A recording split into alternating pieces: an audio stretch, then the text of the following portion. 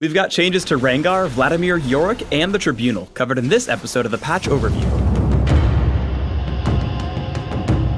Hey everybody, we're back again this week with designer Feral Pony, who will walk us through the changes in this patch, which is also being used for the Season 2 World Championship.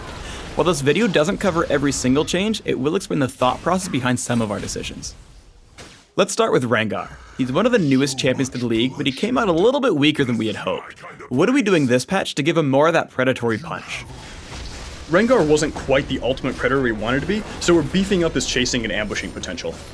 So we're making a couple of quality life improvements to Unseen Predator that should make him a little bit easier to use the skill effectively. Leaping between targets from Brush should now be a lot smoother, and Rengar will now automatically attack any champion he's pounced on. So we're removing the cast time on Battle Roar, so this basically allows him to cast it while moving. So he won't just kind of stop in place and angrily yell at people, he'll be able to continue chasing them down and killing them.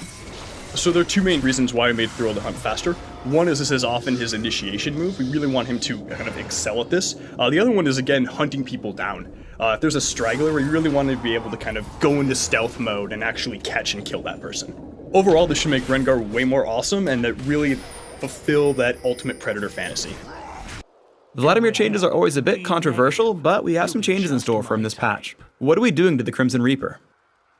So in the previous patch, we reduced the health cost of Tides of Blood, and now players are basically able to keep it up at max stacks, which is effectively doubling the damage of the spell from previously.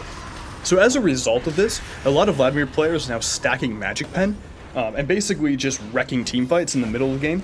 I really want him to be sort of this late game AP carry, but right now, because of the Tides of Blood change, he's just peaking too early. So to compensate for the reduced risk involved in stacking Tides of Blood, we're going to be pulling back the damage on the higher ranks of the skill.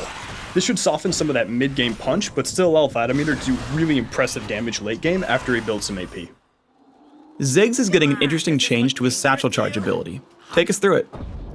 Satchel Charge is a really amazing and fun ability on Ziggs, but it just didn't really have the impact we wanted. So as a result, we're increasing the knockback distance for Ziggs' opponents, as well as increasing how far he flies when using that ability. This should allow him to use it as a more reliable escape method, as well as allow him to get over walls he couldn't previously. Yorick has always excelled at bullying champions in lane. What do we have in store for the Gravedigger this patch? So Yorick's ability to harass his opponents with ghouls and not allowing them to have any real counterplay is really frustrating to play against. So we're increasing the mana cost on Omen of Pestilence. This should bring his early game power down a little bit, as well as make him think a little more carefully about when and where to use his ghouls. So we're reducing the base movement speed of Yorick's ghouls, and almost more importantly, we're making it so they no longer block pathing. This will allow Yorick's opponents to kind of kite the ghouls easier early game unless Yorick commits and lands that Omen of Pestilence first. The ghouls will still return to their full movement speed by about level 12, so this shouldn't impact him outside of the laning phase. Misfortune and Caitlyn are two carries that have pretty much disappeared in competitive play. What are we doing this patch to give them a real role? For Caitlyn, due to her really long range and kind of sniper persona, she was a very strong poke champion.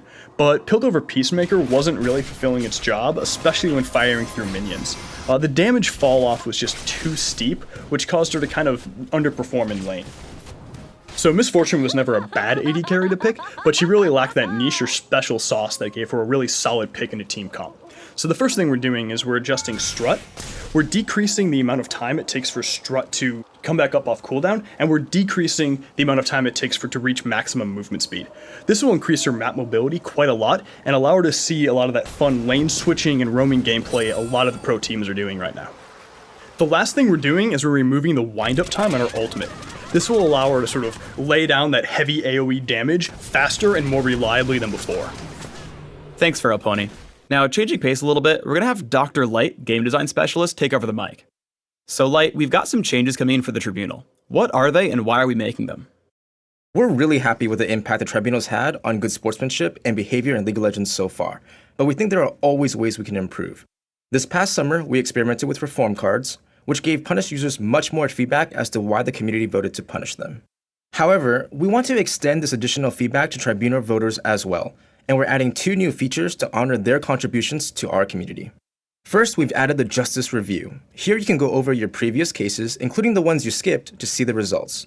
You can also view stats on your level of accuracy, including number of toxic players you helped remove, number of toxic days of gameplay you helped prevent, and your longest correct streak. We're also adding the Halls of Justice. This is a new ladder for Tribunal users to see how their contributions compare to their peers. Players will get bonus points for getting streaks of correct cases, and we're excited to see and highlight the most positive contributors to our community. Lastly, we did some research and found that the vast majority of Tribunal voters don't come to the Tribunal for the IP rewards. They're actually motivated by the opportunity to improve the community. In addition, we discovered that the group of players who are motivated purely by IP, these players were actually the least accurate voters in the Tribunal. In light of this evidence, we've decided to run a large-scale experiment to replace IP rewards with these two new features. We believe this change will improve Tribunal accuracy overall. That's it for us for this episode of the Patch Overview. Please subscribe to the Riot Games YouTube channel and leave us your comments just below. Thanks for watching.